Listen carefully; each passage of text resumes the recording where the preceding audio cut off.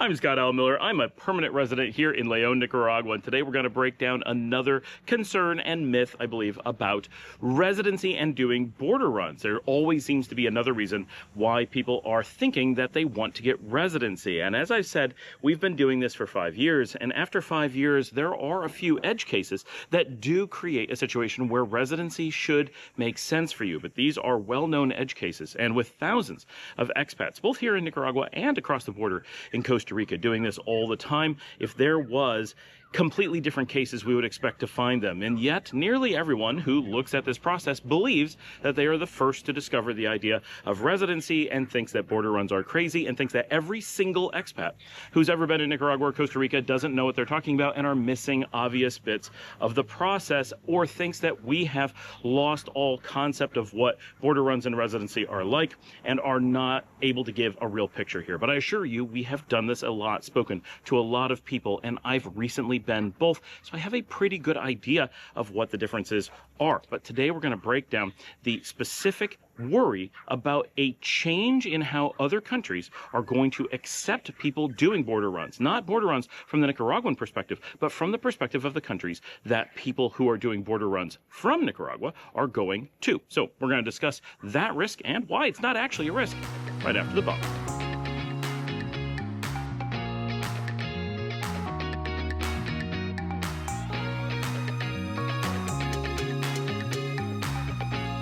It's always important to start off this discussion by pointing out an absolutely critical fact, and that is that border runs are, for all intents and purposes, a required part of the process, or at very least an assumed part of the process of getting residency in Nicaragua.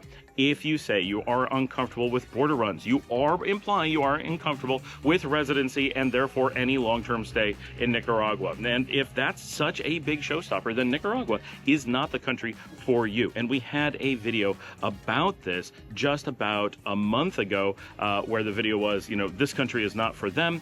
And we broke down why having this opposition to border runs is really an emotional problem. So we've done a number of videos about how emotions are creating this risk for people. So it's important to understand that there is a logic here, and if you are going to say to yourself, I don't want to do a border runs, you should be able to write down exactly reasons why that is and be able to show that those are true reasons. Do they really do? Are they real valid goals?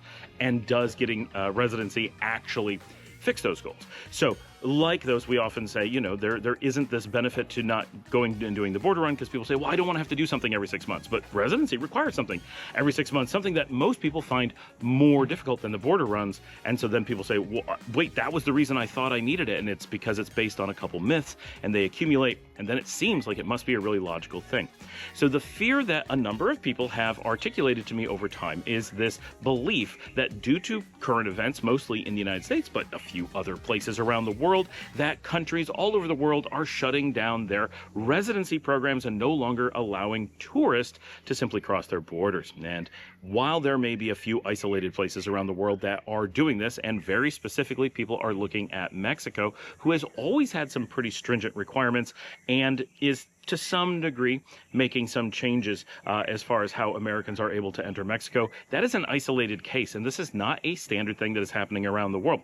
So in general, there's always countries making little changes here and there, and people perceive a lot of FUD that is in the news, right? Fear, uncertainty, and doubt, because that's what sells news, and it's what the U.S. promotes. Almost every government promotes to its own people, because a scared populace doesn't travel and spends their money inside the country and is easy to manipulate. So the government's always going to push for the media to spread this kind of information. They're going to give it that little bit of encouragement. It just makes sense from a government's perspective. So you expect to see this. And what we see is lots of people spreading this misinformation that, all these countries are making all these changes. But when you actually look, we don't know of any countries making any changes. That's actually a false fear, uncertainty, and doubt item, as many times they are.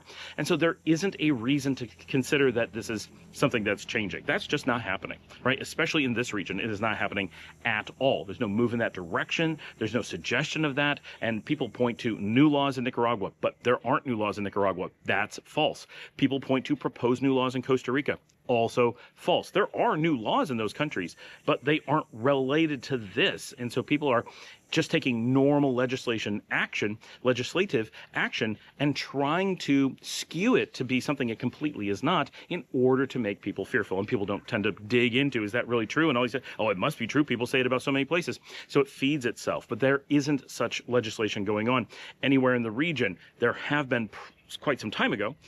Brazil made some fundamental changes to its visa system. Still very easy to get in and very far away. Not really something that anyone is considered. No one is affected by this in this region particularly. So that is starting off a false fear. But let's assume it could happen, right? So as soon as you show and demonstrate that it's something that someone made up, then the fear becomes, well, what I meant is, it could happen. And given what's going on in the US and other countries, we assume that countries will make this change, which is unprecedented and not a logical connection in any way. It would not be the logical reaction for governments in this region to do this kind of thing to their borders. This would just cripple themselves. It would be shooting themselves in the foot. Like, it just doesn't make sense. But Americans specifically carry a lot of fear about what countries may do irrationally because they perceive their own government as irrational. And sometimes it is, but not very often. That's just a perception.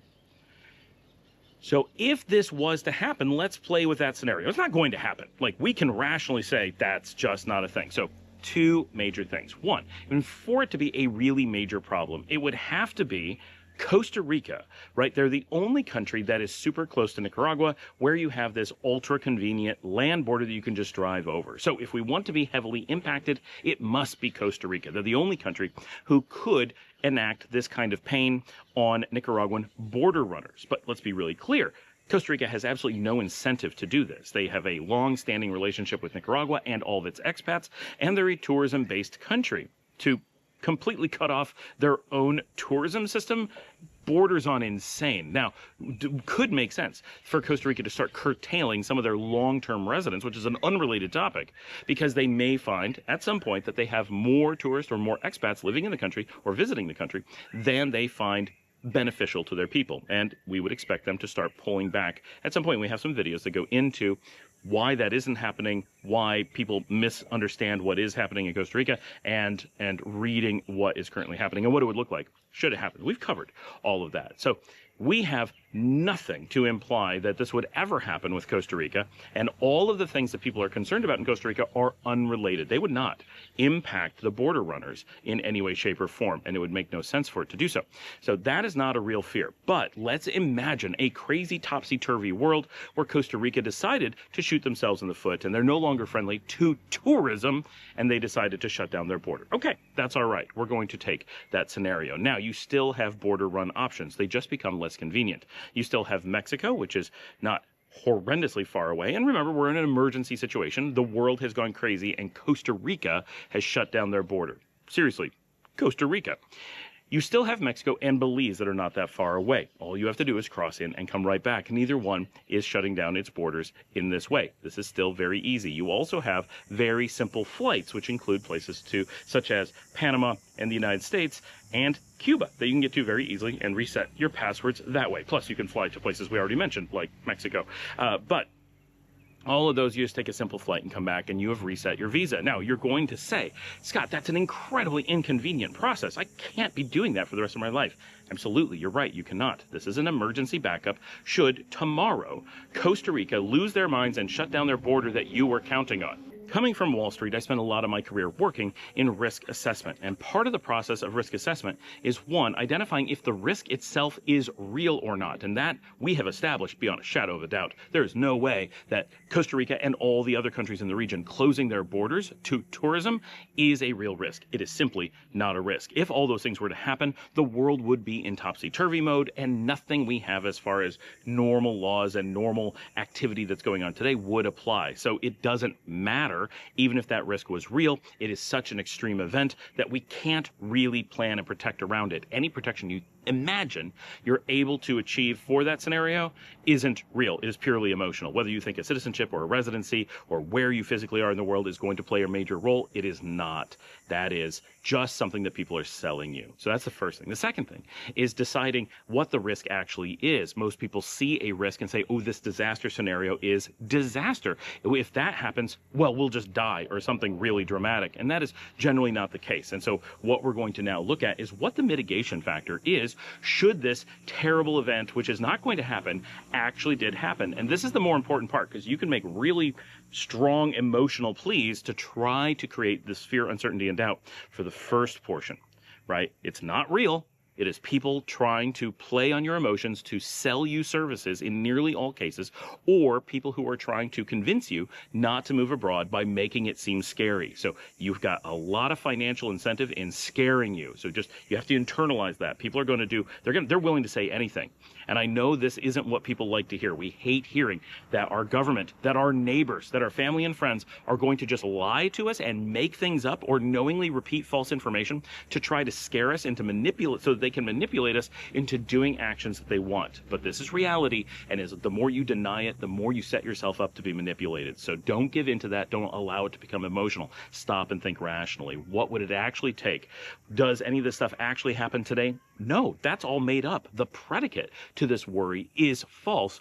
And then what is the logic for this to happen otherwise? Oh, it doesn't make sense. It is not a logical thing.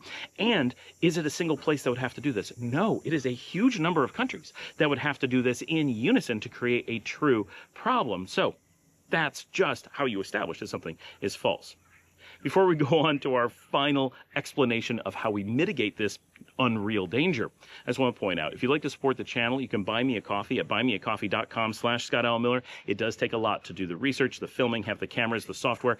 Just the new words on the screen that we're using, that cost me about $250 to have that software to do that. We have had other software that I was paying by the month for. I think in the long term, this is actually going to save us money, but that's how expensive this stuff is. And I know some of you hate it and some people love it, and I'm unclear whether it's good or bad. We're trying to determine, but let me know in the comments. Which reminds me, get in the comments and say hello and ask your own questions, or even better, go in the show notes and you can contact me through there.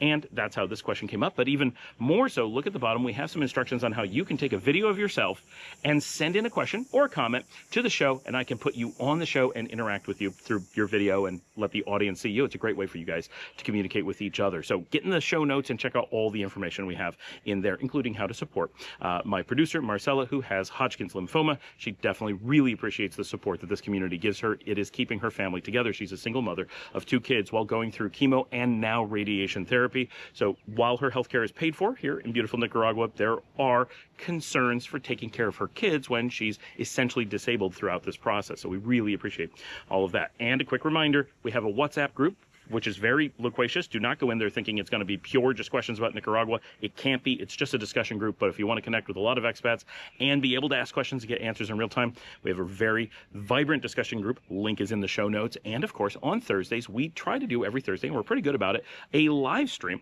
from here in Nicaragua. And it's a great time to connect with the audience and speak to me directly and get a real-time response about questions and concerns and stuff that you might have, plus interact with the community and get their input on stuff too. It's a lot of fun. We generally go between 5 and 8 hours when we do that. So it's a big thing. Sit down at the TV, have a phone ready, ask your questions, and you have some popcorn and a beer. Okay, let's get on to mitigating the risk that isn't real, but if it were to happen, what would we do?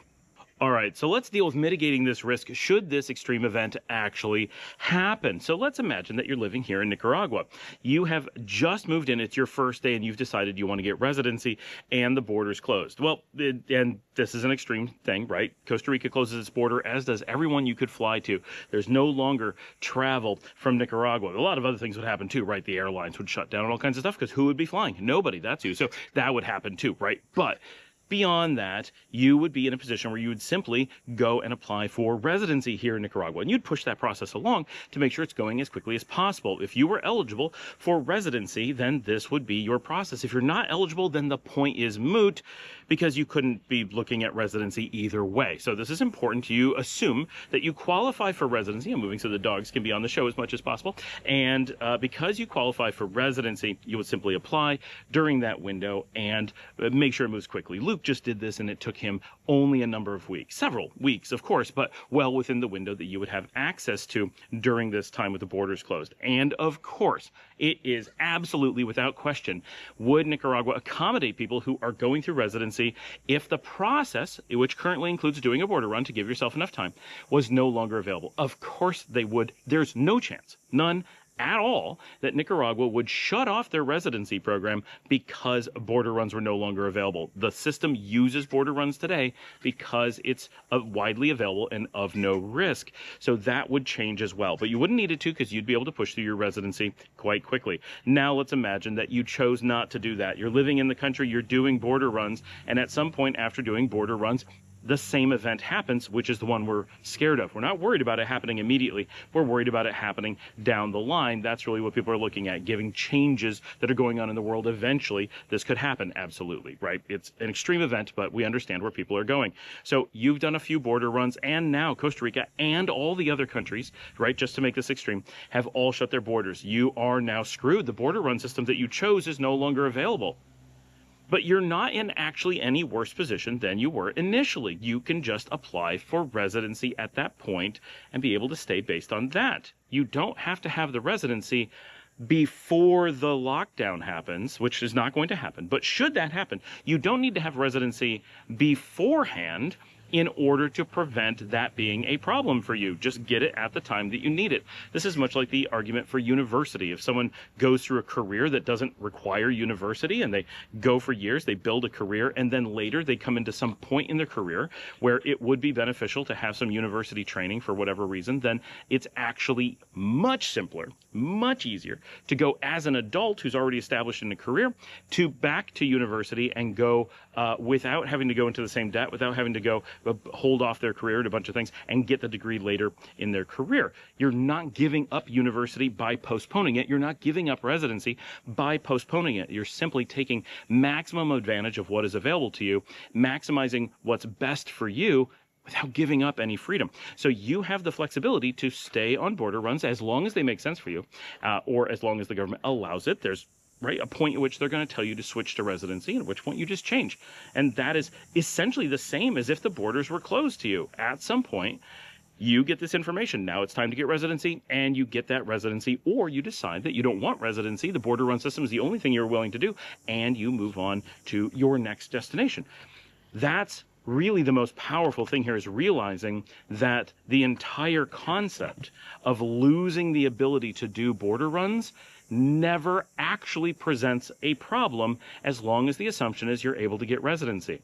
If you're able to get residency, then you just get residency instead of doing the next border run. That simple. And if you're unable to do border runs, we know that Nicaragua will accommodate you. And if you then say, right, and this is a constant moving bar, and this is one of the things that tips you off that what you're being fed is FUD rather than a legitimate concern. At first they said things are changing, then we determined they're not. Then they said they could change, and we determined that that doesn't make sense. Then we determined that if they did change, you'd have this risk, and then we determined that that's not a risk. Then what people are generally going to come back with, right? And at this point, you know, there's nothing to worry about, right? They're just desperately trying to find something that's wrong. Then the next thing will be, oh, but what if they stop handing out residency? Well, now we're getting into really ridiculous things. What if everything changes? What if the whole country packs up and moves to another part of the planet, right? Like, let's just be reasonable. We can't accommodate every possible unlikely, unforeseen what if. You just need to do what's smart now and take care of reasonable possibilities in the short-term future, right? That's logical. Going beyond that is just creating disasters and ruining your life, because you will do a lot of foolish things in order to prevent things that will never happen, but you won't take care of good decisions for now. And that's where you really get harmed. It makes people stop making good decisions based on what's real. And we'll use the airplane example. Everyone knows that flying is safer than driving. Even under the current conditions in the United States, it still remains safer to fly than drive. Yet many people will then take that fact and add the obvious opportunity to manipulate themselves or others and say, but what if the wings fall off the plane? Oh, what if the wings fall off the plane? Then you die. That is correct. You will die. But will the wings fall off the plane? No, they will not. right? That is not a thing that happens. That's not an actual risk. So if we were to use what if, and I have an entire video as to why we never say what if when doing a risk assessment. Risk includes all possible what ifs, so do not say them, right? But when we use this what if on the airplane, the only way to mitigate that false risk is to drive, which creates real risk. Now we're actually putting our lives in unnecessary danger because we're avoiding something we made up as a risk. Yes, it physically is possible for wings to fall off a plane, but does that actually happen? No. Is it a real risk that you need to mitigate? No. But if you try to mitigate it, the response will be to do something risky. And if we then said, well, what if the car crashed into something? Oh, then we need to fly. Oh, now we're in an endless loop of fake what ifs. So we don't do that. So same thing here. We can come up with a lot of what ifs that aren't realistic. But let's say, what if Nicaragua did stop handing out residencies? Well, then we can very, very safely assume that they're going to stop renewing residencies as well. And almost certainly, they're going to kick people out before their residencies renew. And this is not about Nicaragua. This is any country in the world. Once countries are going to the point where residency is no longer being offered to people, they are not going to keep renewing existing residencies, and they are very unlikely to allow people with residency, and in many cases citizenship, to remain in the country. You're to a point where all the rules, all the structure that you're basing the arguments on are out the window and don't apply anymore. Once we get to that point, all of these exercises become moot because nothing matters. You're going to have to adjust to a new world at that point and make your decisions based on how things have fallen out. People are basically rolling the dice on the international legal structure, and you're going to have to just play it by ear. For real. You can't plan for this. So that is not a logical end game. That is not where anything's going to end up. That is not a realistic thing to plan against. And even if it was a real risk, the whole purpose is pointless. The moral of the story is these are not things you want to look at. What you want to look at is when it comes to worries about the borders closing, they don't actually pose a risk for you. So all of that emotional baggage that you may have around this, just let it go. It is true that some countries somewhere in the world at some time in history have made changes to how border runs work and have made changes to how the borders themselves work. And that can happen. But all those countries that have done that still remain really easy places for people to, for example, go get residency and live. It didn't cause a catastrophe for anybody. Maybe a minor inconvenience at some point, but that minor inconvenience, and this is one more point that I want to bring up, I know this is a little bit long-winded on something that should be very simple, is that what we're talking about doing is taking a potential risk in the future, right? We might have to get residency in the future. That's the actual concern. The thing, so let's reword all this in a distilled format, whether it's the old Thailand scenario or the proposed one here in Nicaragua. The fear is that someday the negative situation of you might be required to get residency could happen. That's the thing we fear. Once we've worded it that way and you realize that literally residency is the fear, and then say, what's the solution to maybe having to get residency in the future? We want to avoid that. That's the disaster that we're talking about. Well, that really changes the argument, doesn't it? It really makes you think, wait a minute, I'm afraid of having to get residency? What's my response? I'd better get residency. Wait, your fear is stubbing your toe? You're worried you're going to stub your toe, so your answer is, I'm just going to stub my toe? I'm worried someone's going to punch me, so I'm going to ask them to punch me now? Like, I get it. If there's a wasp in the room and you know you're going to get stung early, I guess, so you're not worried about it anymore? I don't know. It doesn't make sense. This is not a logical thing, because the most important thing is you don't know you're going to have to get residency someday. There's so many variables. The cone of uncertainty says, yeah, there's a decent chance someday you may need residency, but why go through that pain unless it's now and necessary? You don't. Bringing forward intentional disaster is not the right answer. And working in IT, this is something we deal with all the time. Figuring out that the thing people fear is also the solution that they're going to use to fix it highlights that it's not a real problem. Thank you for joining me. Like and subscribe if you'd like to help support the channel. As I said earlier, buy me a coffee at buymeacoffee.com/Scott Alan Miller. That's ALAN. And check out in there, because there is a way to join through there and join our community. I do get a higher rate of return off those memberships over on Buy Me a Coffee, but there's also a join button here on Google if that's convenient for you. Love it when people join the community, and we do have, if you do join, send me a note. We do have a super secret group where we discuss what we're going to do on the show or talk about moderation. You can have some input on things that we're doing and so forth. In that, it's kind of cool. It's not a huge thing. And be sure to join our open public WhatsApp groups and get in the show notes. Check out all that stuff. Consider supporting my producer, Marcella, with her GoFundMe. And as always, if you watch an extra video, that helps a lot. If you share this on social media, helps a ton. Tell someone who might be interested in the show. Anyone ever tells you that they're afraid of border runs, send them this episode and send them my Residency, Citizenship, and Border Run playlist. There's a lot of good information in there, not just about Nicaragua, but about general concepts and how to look at these risk assessments. But with all that, I will see all of you tomorrow.